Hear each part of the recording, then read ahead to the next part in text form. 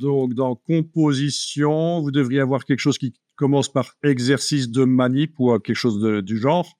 Et là-dedans, il y a début et là-dedans, il y a ce fichier-là, InDesign. On est d'accord? OK, ouvrez-le. On va faire juste un petit rappel sur la manipulation des images. Oui.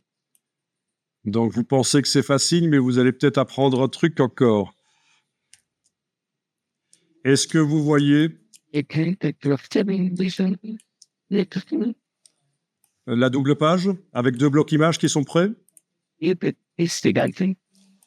Bon, je vous montre l'exercice. Ça va consister à ceci. On va dans un premier temps amener les images dans les blocs. On va, voilà. On a importé, ne le faites pas, hein, on va le faire ensemble. Hein. On a créé 2 blocs pour accueillir les images. Ça, ben, c'est ce qu'on vous fournit au début. Ensuite, on a importé 2 images par le menu fichier importation et on les a déposées dans chaque bloc. Oui, on aurait pu aussi les déposer directement du gestionnaire de fichiers, faire du drag and drop.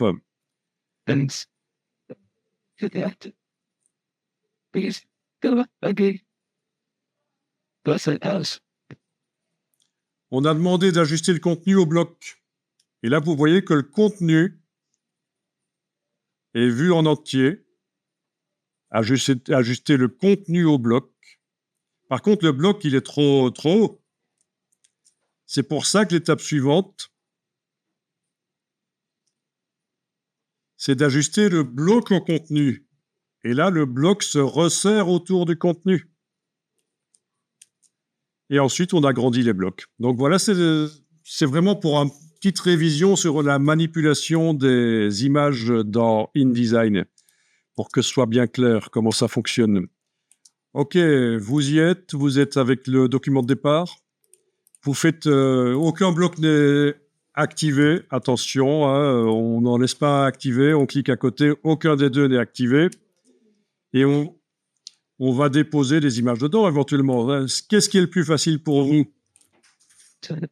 Bon, oui. Peut-être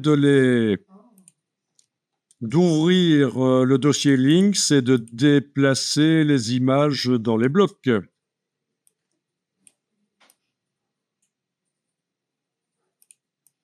Yes. Voilà.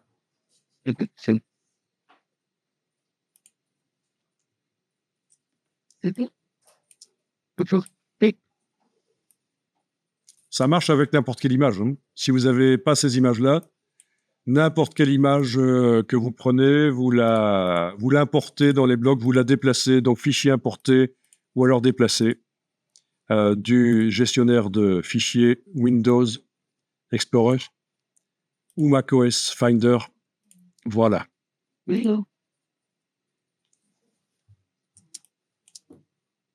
Bon, quand c'est fait, bon, je vais englober les 2 images. Je vais faire l'opération sur les 2 images en même temps. Donc, objet, ajustement, ajuster le contenu proportionnellement. Voyez, là, l'image n'apparaissait pas en entier et maintenant, elle apparaît en entier.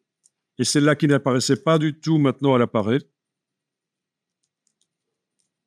C'est objet, ajustement, ajuster le contenu proportionnellement.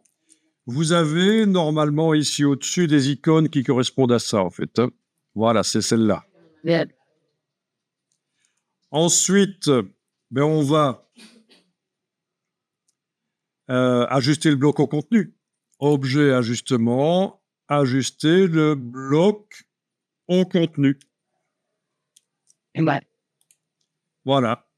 Et puis là, on active une image ou l'autre, pas double-cliquer, c'est juste le bloc. Et avec l'outil, par exemple, de transformation manuelle et la touche majuscule, en prenant une poignée du coin, on peut agrandir. Et si j'utilise le raccourci pour activer l'autre bloc, le raccourci de la flèche, c'est la touche contrôle sur le PC. Comme ça, vous ne devez pas quitter l'outil transformation manuelle pour arriver à cliquer sur une image ou l'autre. La touche contrôle du PC aux commandes du Mac, c'est le raccourci de la flèche. Et voilà, et on peut agrandir. Mettre à dimension, comme on veut. Bon, c'était un petit reminder qui, je pense, peut être intéressant.